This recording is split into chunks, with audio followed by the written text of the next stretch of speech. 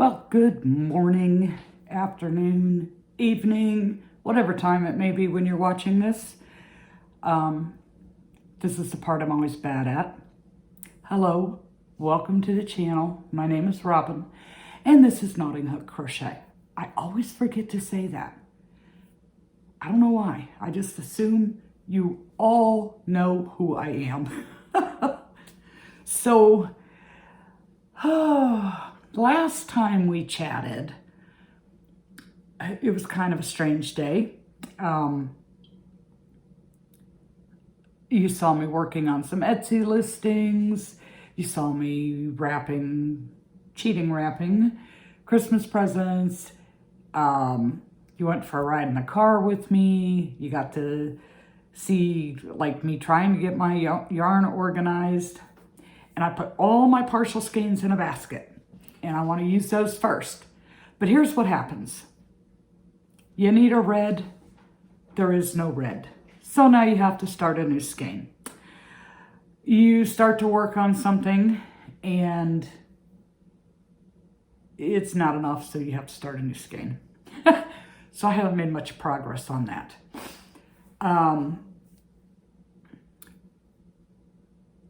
haven't really gotten much done this week because I've been battling a stomach virus or something and I haven't been feeling too great. So it's crochet a round or two, set it down, go take a nap, crochet a round or two, set it down. I just really haven't been feeling it, you know?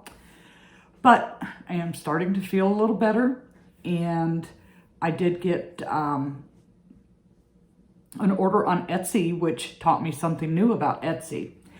So this particular person wanted to do a local pickup, which makes me a little nervous when I don't know the person, but I agreed to do it. Well, because she contacted me through Etsy, kitty earthquake. Hi, Toby. How are you? Are you hyper this morning? Oh, I see Whisker's got you good right there, huh? Stop sticking your head in his mouth. Okay, so where was I? Since Toby the interruptus interrupted. I learned something new on Etsy, or about Etsy. So this person wanted to do a local pickup, which I normally don't like to do and meet up with people, I don't know. But as long as it's in a public place, I feel better about it. So she had ordered a couple of the ducks, some snowmen, and a bee keychain. Well, I only had one duck made, so I needed to make the second. But then I decided, well, let me just go ahead and make two so that I can keep my current listing on Etsy. So what I found out was, because it was a local pickup, there is no tracking number. And without a tracking number, it goes against you for your star seller ratings. So that tanked me down to a 50%. And I was like, what? Why do you even have it in there for me to mark it as a local pickup if you're going to hold it against me in this star seller rating thing? I mean, it takes a lot to get there to begin with. You have to have $300 in sales. You have to have a 4.8 or higher star rating. And then you have to have, I think it's 95% or higher on the shipping. So because I agreed to do a local pickup and sell it through Etsy, because she contacted me through Etsy. Now, the reasoning behind that is, if Etsy catches you taking customers off their platform to somewhere else to sell them, to cheat them, if you want to call it, out of their fees, then they will boot you off. And I've been on Etsy for, almost 12 years. I started in 2012, and I can't afford to lose my button shop such as it is. I mean, the damage hasn't been repaired since COVID, but eventually I'm hoping that it'll all come back. But anyhow, so we had to do this transaction through Etsy because she contacted me through Etsy, and you better believe that they are monitoring that stuff. So anyhow, they shouldn't give you a local pickup option if they're going to hold it against you as far as that rating goes to become a star seller. Anyhow, so I had to make 2 ducks. So I made 2 of these cute little ducks. They are adorable. Yeah, unlike him, when he's been really rambunctious this morning. He's been so feisty. He's been into everything. He got into my box with the little furry pom-poms, so I now have pom-poms all over the place. He got up on, I have this box that I keep to put all my packages in to carry it out to the mailbox. See you later. And he got into the box, and inside the box, he knocked him and the box to the floor. So when I came out to see what the noise was, he's just sitting there in the box in the middle of the floor with pom-poms everywhere. He's just, he's been feisty this morning. So we did the 2 ducks, and then I went to add a keychain to the little small bees that I have. And I didn't like how it looked. So I made a different bee for her. And, this didn't take long because it's so small. So she got those, and then she ordered some snowmen. That was for that order. Then I had another order where the person ordered the blueberry turtle and a mystery box. I was excited about the mystery box because I had just listed the mystery box. So that took my blueberry turtle, so I was like, I need to make another blueberry turtle. So these colors were in my basket of partial skeins. So I got 1 finished to re-up my listing. And then I started a second one, and I can't finish. Ouch. I can't finish because I ran out of the corn flour. I can't do his ruffle or her ruffle, whatever. And the little pucker part for the blueberry. So this is how you end up with so much yarn. Now I need to order some to be able to finish this turtle. And if I'm going to order, I'm going to do it to where I get the free shipping. So I'm really going to have to analyze what my colors are and what I need. And when I looked yesterday, I didn't order, but I looked, they have my corn flour, but they still have no white. I don't know what it is about the white, but they still don't have any white. So in trying to work on my partial pieces, I know you guys have heard me mention this channel before, but Cottontail Crafts by Heather. If you guys haven't checked out her channel, you really should. She is so close to 1,000 subscribers. And once she hits 1,000 subscribers, she's doing a giveaway. But she does markets like crazy. Like she had 3 in 1 week, 3 markets in 1 week. I would have been I would have been a nervous wreck. But she had, was showing these little mini mushroom boys. And I haven't been real thrilled with the couple of patterns that I've tried, but it's a free pattern on Instagram. So I got into my scraps and I used cream and ruby and did this one. And I'm like, this is really small. Okay, and I know I have big hands, but this little guy's really small. It could fit on a keychain. And I'm like, how on earth are they getting $10 for something this tiny. I would not feel right about charging $10. But if you're in an area that can get that, go for it. My area, not so much. So this one was with a 5mm hook. And then I said, well, let me try 5.5mm and see if I can get it a little bigger, because the cream is a lot fluffier. You know, the yarn itself feels thicker than the white that I do have, which feels pretty thin, but it's super soft. So I did it with the 5.5mm and the cream, and I opened another red. So now I have red in my scrap basket. But it did make a little bit, not a lot, but a little bit of difference on the size. Now still, for me, at a market, this would still be a $5 item because it is so tiny. Just as my area just won't allow for me to charge $10 for an item this small. And they don't take long, and you can use scraps and just, I don't know.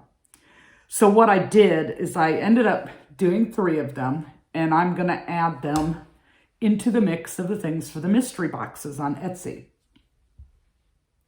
So, you know, it gives me something to add to the mix. So now this whole time, like I said, I have not felt well. So this is going from like Thursday, Friday, Saturday, Sunday, Monday, Tuesday. This is like 6 days worth of makes, and it's not much at all.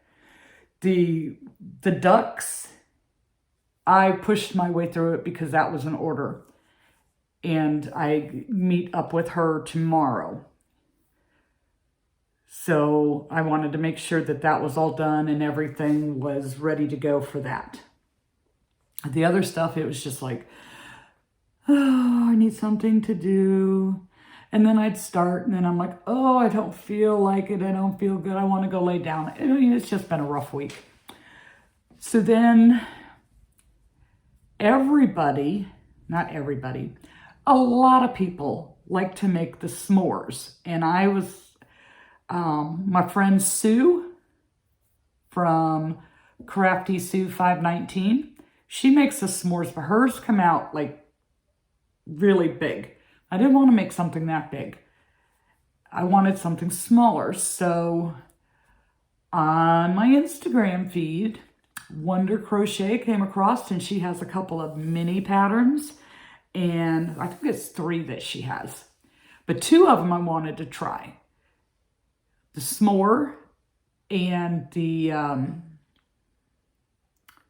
what does she call it? It's a latte. It's a little mini, I'm not a coffee drinker, so I don't know anything about these things. But anyway, so I went ahead. So I checked her website and I checked Etsy. And then on Etsy, she has her patterns on sale until December 25th. So it was a little bit cheaper to get it off Etsy's. So I ordered it on Etsy. Plus, I know I can always go back, and if for some reason I lose the file, I can re-download because it's always available to me after that. So I got her mini s'mores pattern. Now, I did not do the arms and legs. Part of that was just me feeling like poo, and the other part was I just didn't want to. So I think the next time I try it, I will try doing some bobble stitches for arms and legs and see if I like that. But this is the little mini s'mores, and it's fairly small. He's got his melted chocolate drip. Now I can't ever get these faces straight. So his head looks like it's on there a little crooked. I guess I could try and twist a little. Now Now the chocolate part I glued with some fabric glue, and then the cracker part,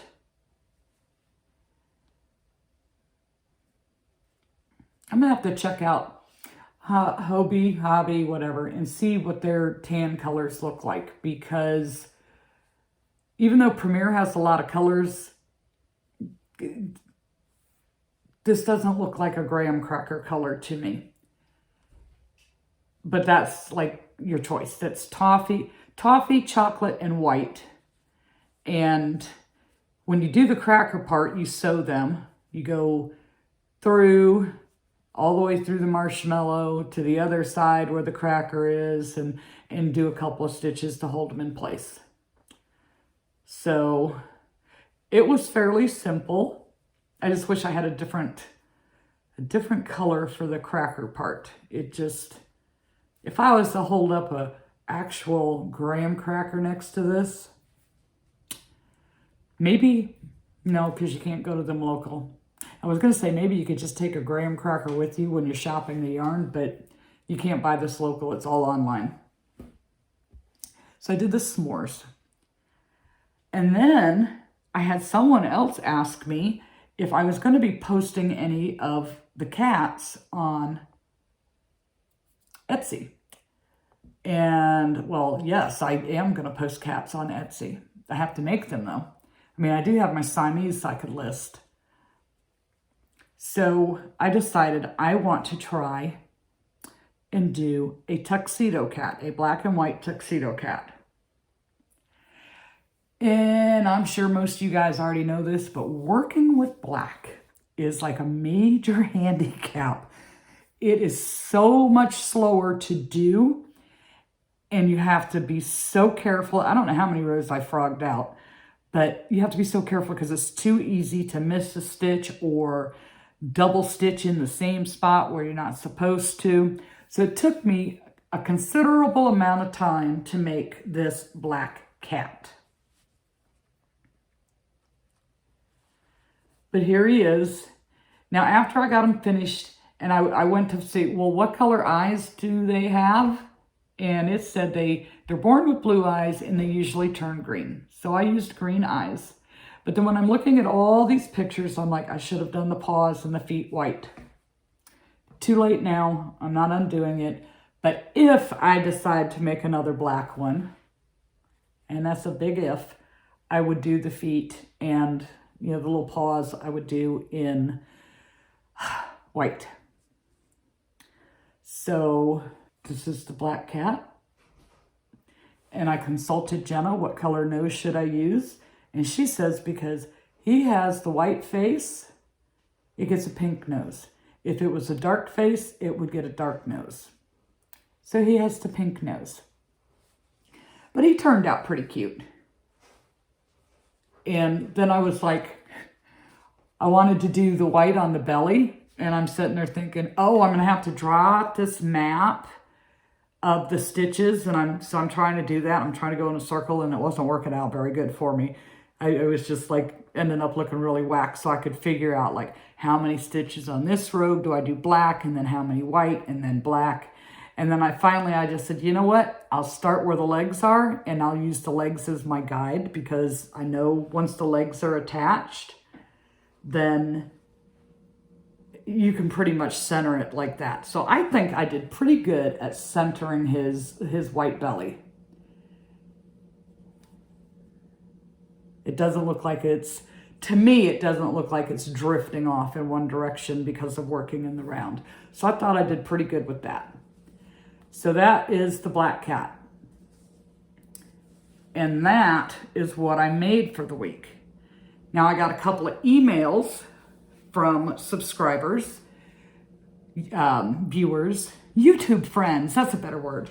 So I got a couple of emails from YouTube friends and on their temperature blankets. And of course, we all know that I'm behind on mine again. And it is on my agenda to do.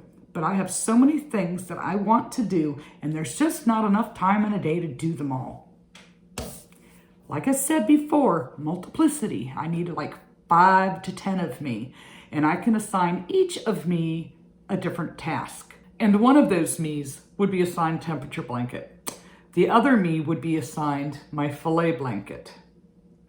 Now the filet one would be quicker to finish, but we're almost to the end of the year and I don't want to carry that temperature blanket into next year very far. I want to get it caught up. So that is going to motivate me to work on that. But Corey and Nick both contacted me, and both of them were doing historical blankets. So Nick didn't start hers until October 1st, and she just finished up September. Now I'm not sure if she's going January through December or if it's like October to October, but her blanket is so pretty. It is just so pretty. I'll put the picture in. She is knitting it. She's using sock yarn. So it's going to end up being throw size instead of a wall-to-wall carpet. Now mine's not going to be wall-to-wall carpet, but it is going to look like an area rug big enough for that. Even though I tried so hard to bring the size down to not have something ginormous, but it's still going to end up being ginormous. But Nick's blanket, I love the colors. It's just like super bright. She's doing a fantastic job. And Corey, she has got some busy hands. She's done 2, one for each of her granddaughters and for their birth years. Again, they're historical, so you can just work on them and go to town, not having to wait for temperatures to happen, which I think is what has kind of discouraged me. Well, not really discouraged me, but allowed me to allow myself to be a slacker and fall behind. Now, I did have other issues, like over the summer. There's no way I was going to put that blanket in my lap with my air conditioner broke. It just wasn't going to happen. Not going to happen. But because of having to wait for things to happen, it allowed me to allow myself to be a slacker. But anyhow, Corey did her 2 granddaughters, the birth years. And then she had mentioned to me that she was doing a temperature quilt. And I was like, that really intrigues me. I would love to see what that looks like. So she showed me part of the quilt, and she has this little map thing, like how the certain days fit into it. And it's looking pretty cool. So if you're going to do a temperature blanket, do a historical one. So you can just work on it and just go to town. And I think would be a whole lot more enjoyable than a current year one. Like if you want one for 2024, January is just around the corner. But then now you could do your 2024 temperature blanket, or excuse me, 2023 temperature blanket, and all your stuff is there. Toby, what are you doing? All right, I have no idea what he got into, but he got into something. It was loud, and now I know I have a mess somewhere to clean up. But anyhow, do a historical temperature blanket. If you're going to do a temperature blanket. Some people love them.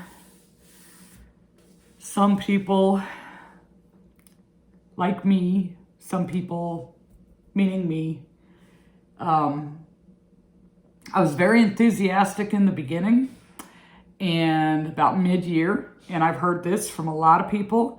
About mid-year, I kind of lost interest in it. And then when I got behind, it was just like, oh my gosh, it's going to be such a task.